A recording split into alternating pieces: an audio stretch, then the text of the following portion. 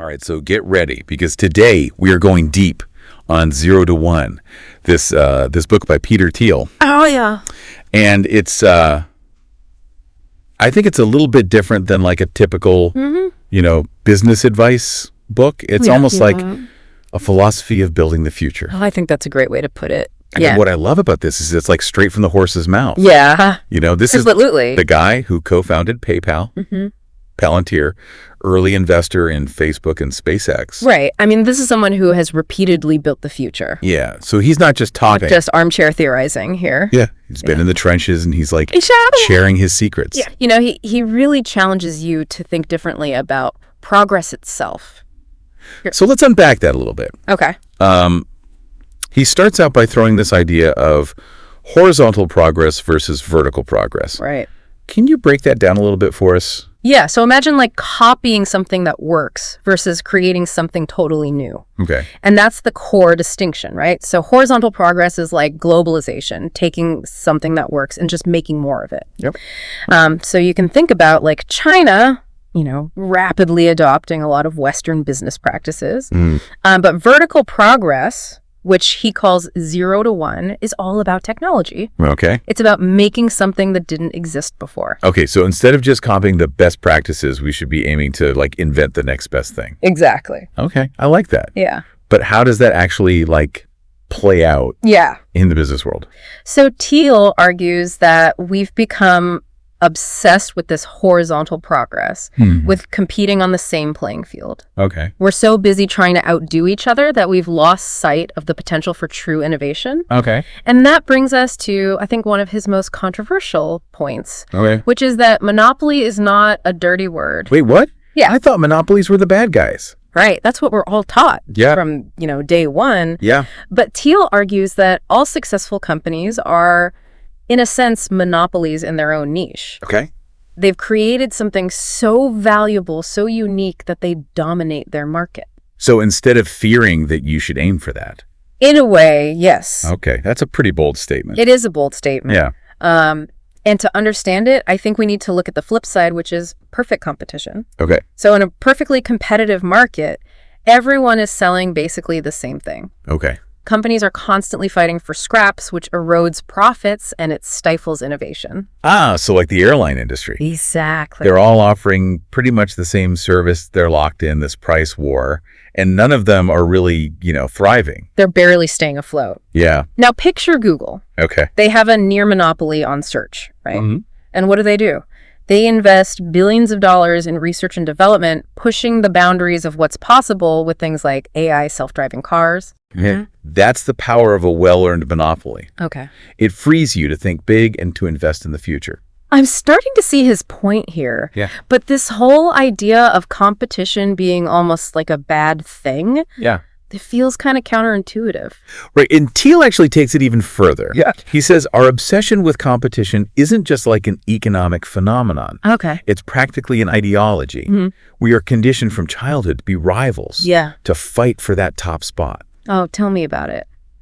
I remember in law school, I was obsessed with getting on law review. Mm-hmm. Like I poured all my energy into it. I sacrificed sleep, sanity. Yeah. And I got it. Okay. But, looking back, I can't help but wonder, was it worth it? Mm-hmm. All the stress and the missed experiences. Right. Were you competing for the right thing? Yeah. And what if I had channeled all that energy into something more unique? Yeah. More, aligned with my own interests. That's exactly the kind of reflection that Thiel wants us to have. He even shares his own anecdote about competing for a Supreme Court clerkship. Oh, wow. Which is seen as the pinnacle of achievement in the legal world. Yeah. But he realized that winning that competition might have actually closed him off from other fulfilling opportunities. Interesting. So while healthy competition can be a driver, he asks us to consider, are we competing for the right things? Are we missing the bigger picture because we're so focused on beating the person next to us? Okay, that's a powerful question. Yeah. So we've challenged the idea of competition. Mm-hmm. But if we're not all racing towards the same finish line, right, how do we actually identify where to focus? That is where Thiel introduces this concept of the power law, which states that a small number of companies will drastically outperform all others. It's like the 80-20 rule on steroids. Okay, I'm intrigued. Tell me more about this power law and what it means for like someone like me who's trying to make their mark. Okay, so think of it this way. Most people assume success is evenly distributed, like a bell curve. Okay. But in reality, it's more like a hockey stick. Okay. A tiny percentage of companies will achieve exponential growth while the rest struggle to just survive. Okay. And Thiel's own venture capital firm, Founders Fund, is a perfect example. Their investment in Facebook ended up returning more than all their other investments combined. Wow. So this means you shouldn't be spreading your resources too thin. Instead, identify a few high-impact opportunities. Okay. Where your efforts could yield those exponential returns. So it's not just about working hard, it's about working in the right areas. Exactly. But in a world that feels increasingly saturated, how do we even begin to find those opportunities? Right. You know? Where do you even start? Yeah, where do you even start?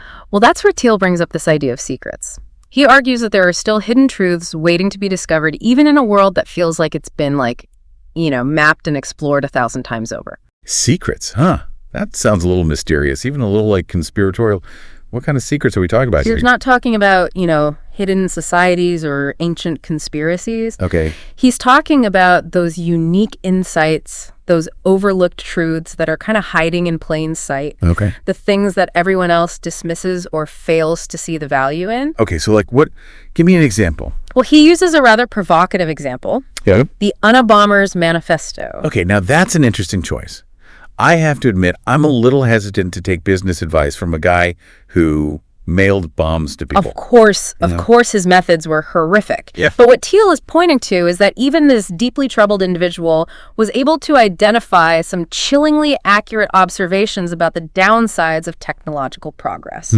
His manifesto, despite its, twisted origins, raises some seriously relevant questions about meaning and purpose in a world increasingly dominated by technology. So it's a reminder that sometimes the most valuable insights can come from unexpected places. Exactly. It's not just about being a contrarian. Okay. It's about having the courage to look where others don't and to ask the questions that others are afraid to ask. So Thiel challenges us to kind of look in those dark corners. Yeah. And see what we can find. Yeah. What are those assumptions that everyone takes for granted that might actually be holding us back? Okay.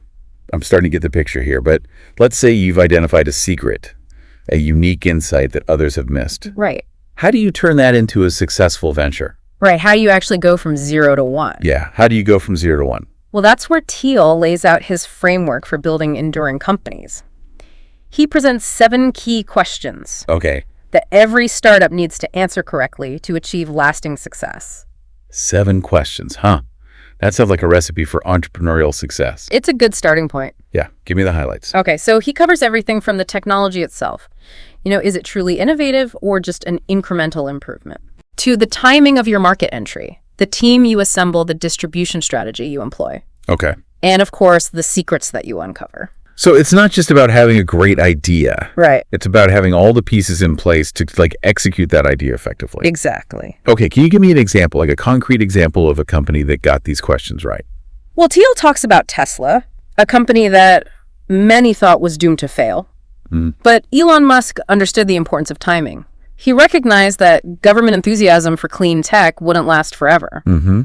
So he secured a crucial loan from the Department of Energy at just the right moment, allowing Tesla to invest heavily in developing, cutting-edge electric vehicles. Okay. He also understood the importance of building a strong team and creating a powerful brand that resonated with consumers. That's a great example. But Thiel also talks about companies that failed to answer these questions correctly, right? Yes. He uses the example of HP. Okay. A company that was once a pioneer in innovation, but eventually kind of lost its way. They shifted their focus away from groundbreaking technology and became more concerned with incremental improvements and cost cutting. So they were playing it safe. Yeah, they were playing it safe instead of swinging for the fences. Yeah. And as a result, they lost their competitive edge and their market share dwindled. It's a cautionary tale for any company, no matter how successful they are at the moment. Right. Like innovation can't be a one-time thing. Yeah, it has to be baked into the DNA. It has to be part of the culture. Exactly. Okay, but let's shift gears a bit. Thiel also talks a lot about this founder's paradox. Yes. What is that all about? Well, this is where Thiel delves into the personalities of successful founders. Okay. And it gets really interesting. He suggests that founders often embody a kind of inverse bell curve when it comes to their traits. Inverse bell curve, so they're not your average Joe. Not quite. Yeah. Thiel argues that founders often exhibit both extreme strengths and weaknesses. Okay. They might be brilliant visionaries, Okay. but also stubborn and difficult to work with. Mm-hmm. They might be charismatic leaders, but also prone to taking risks that others would consider reckless. I'm starting to see the paradox here. Like, you need these extreme qualities to break away from the status quo. Right. To challenge conventional wisdom. To go from 0 to 1. Yeah, but those same qualities can also be your downfall. Absolutely. So how do you walk that tightrope? Well, Thiel uses examples like Richard Branson, the flamboyant entrepreneur behind the Virgin Group, who's known for his bold ventures and sometimes outlandish stunts. Yeah. Or Sean Parker, the co-founder of Napster and early Facebook investor, who's been both lauded for his vision and criticized for his controversial tactics.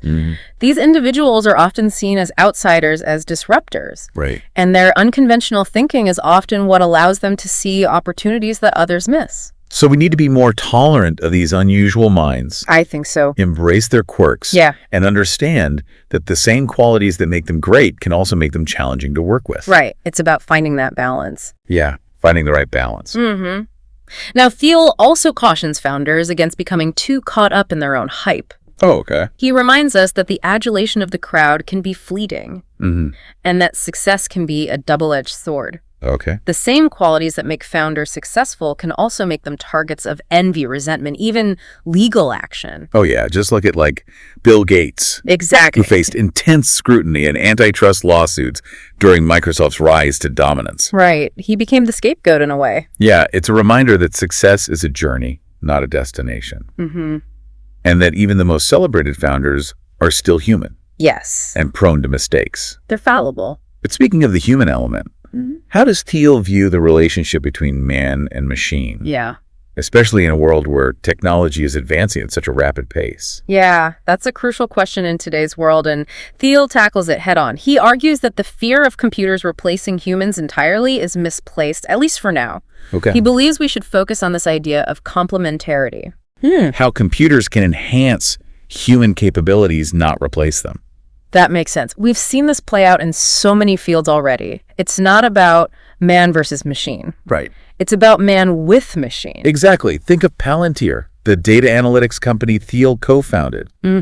Their software helps human analysts sift through mountains of data to uncover patterns and insights that would be impossible for a human to find on their own. Right. It's a perfect example of how technology can empower humans to do their jobs better. Or even something like LinkedIn.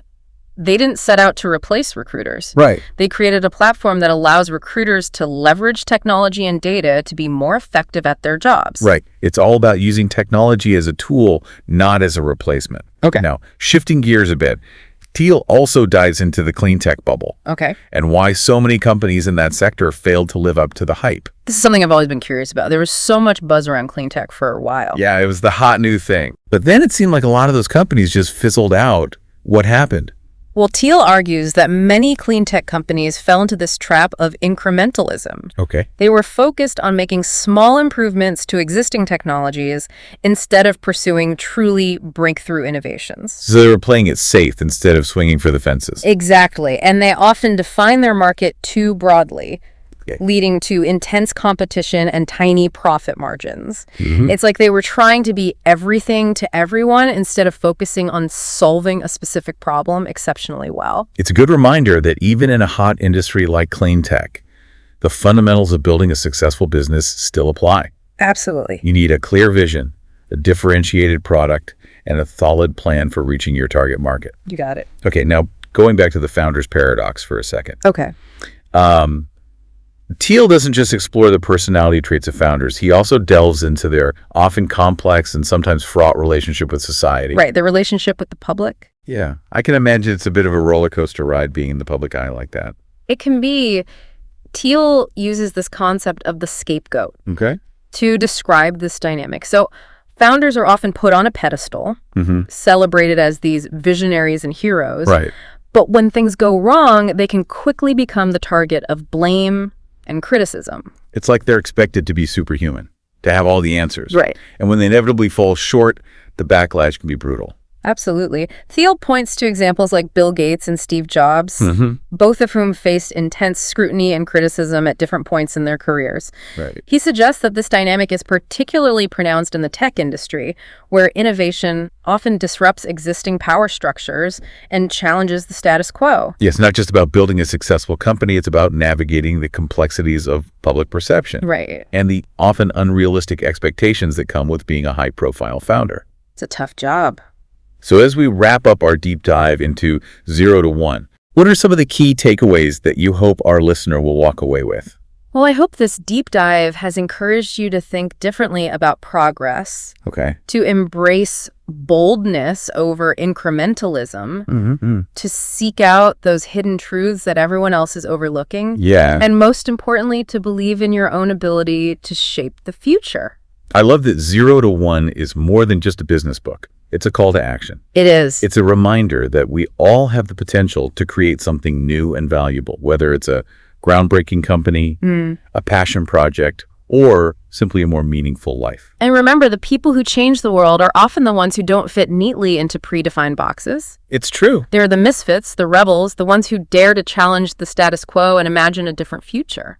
So if you're feeling inspired to explore Thiel's ideas further, I highly recommend picking up a copy of 0 to 1. It's a great read. And as you go out there to build your own future, remember to keep asking questions. Keep challenging assumptions and keep pushing the boundaries of what's possible. And always remember to ask yourself, what kind of future are you building? Thanks for joining us on this deep dive into 0 to 1. We'll see you next time for another exploration of bold ideas and groundbreaking thinking.